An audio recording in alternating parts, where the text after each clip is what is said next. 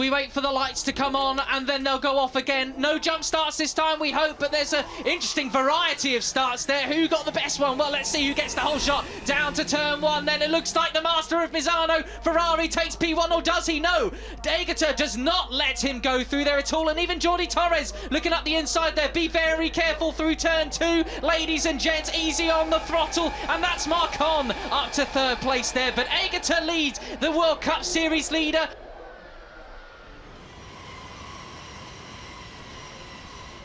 Well, look at this for the championship. How fascinating is this? Ferrari means business after losing out yesterday, and that's Casadei on the inside of Marcon. No, it isn't. No, he goes down. Domi's down too. Well, that is massive news for the World Cup standings. What a shame we see here. And now look at the space Ferrari's got, and Torres smells blood in the water too. What inroads they could make here for the World Cup. Domi Aegerter is out of the running. Now, what can Torres and Casadei do? Because this World Cup has now been blown wide open. That's a sensational lap from Torres. He pretty much matches his time from E-pole yesterday, getting himself right back in the fight. I thought this race might be a bit of a foregone conclusion when Aegerter was taken out there by Marcon, because Ferrari's advantage was up to around 0.8 of a second this time a lap ago. However, Casadei and Torres have managed to take a few tenths of a second out of Ferrari's lead.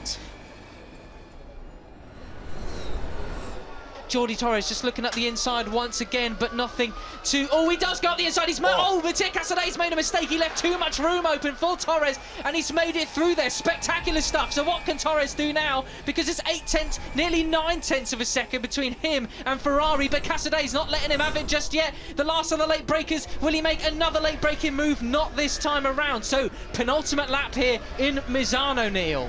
Yeah, the first sector, it's the first time that Ferrari has managed to extend his lead to over 1 second. Torres has a massive amount of work to do if he wants to close that in. Josh Hook's gone down. It seems that Casadei's up the inside again, but can Torres square it off? No, he just went completely wide, wildly missed his apex, and Josh Hook's down at turn 4. What a shame that is. He's been having a great weekend so far, isn't he? Yeah, massive improvement for Josh in this race, taking some good tips from his great mate Jack Miller, no doubt, who's qualified on the front row for today's MotoGP race. But well, with that overtake with Casadei and Torres, Matt, Ferrari is home and dry, I would say. 1.4 seconds of an advantage he has now. This is going to be the fight for second, and that alone.